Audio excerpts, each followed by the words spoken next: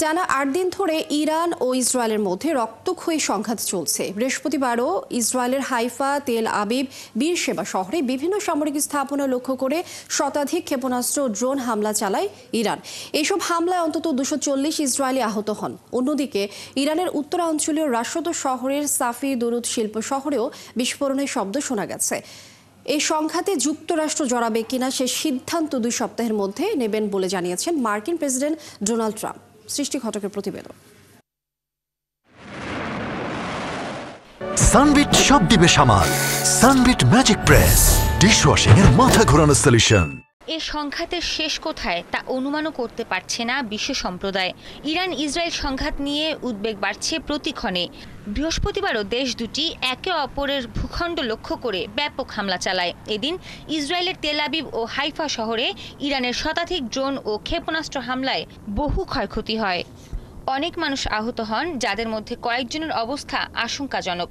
ইরানের হামলায় ইসরায়েলের নরওয়ের দূতাবাসেও আগুন ধরে যায়, তবে সেখানে কোনো হতাহতের ঘটনা ঘটেনি। এর মধ্যে ইরান থেকে ছোড়া বেশ কয়েকটি ড্রোন মৃত সাগরে প্রতিহত করা হয়েছে বলে জানায় ইসরায়েলের প্রতিরক্ষা বাহিনী IDF। এদিকে ইরানের Islamic Revolutionary Guard Corps IRGC জানিয়েছে, তারা তেহরানের দক্ষিণে কাহরিজাক এলাকায় একটি ইসরায়েলি ড্রোন গুলি করে ভূপাতিত করেছে।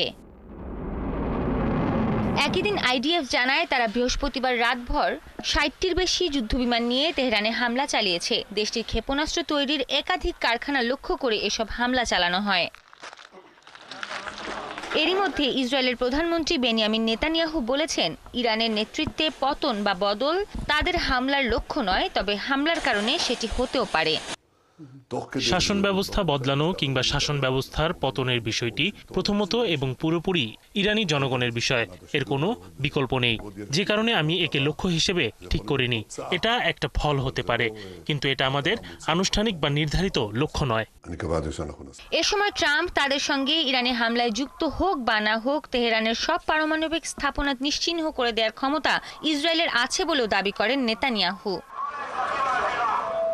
তার বক্তব্যের কিছুক্ষণ পরই হোয়াইট হাউস জানায়, ইরান যুদ্ধে ওয়াশিংটন জড়াবে কিনা সে বিষয়ে ট্রাম্প আগামী 2 সপ্তাহের মধ্যে সিদ্ধান্ত নেবেন। হোয়াইট হাউস জানায়, ইরানকে পরমাণু কর্মসূচি থেকে সরে গিয়ে সমঝোতার সুযোগ দিতেই এই 2 সপ্তাহ অপেক্ষা করতে চান ট্রাম্প। এদিকে ইসরায়েলি হামলায় যুক্তরাষ্ট্র যোগ দিলে সমগ্র অঞ্চলের জন্য নরক নেমে আসবে বলে মন্তব্য করেছেন ইরানের উপপররাষ্ট্রমন্ত্রী সাইদ খতিবজাদে। এদিকে নিজেদের পরমাণু প্রকল্প ও ইসরায়েলের সঙ্গে চলমান সংঘাত ঠেকাতে ফ্রান্স, জার্মানি, ব্রিটেন ও ইউরোপীয় ইউনিয়নের সঙ্গে বৈঠকে বসছেন ইরানের পররাষ্ট্রমন্ত্রী সৈয়দ আব্বাস আরাকচি।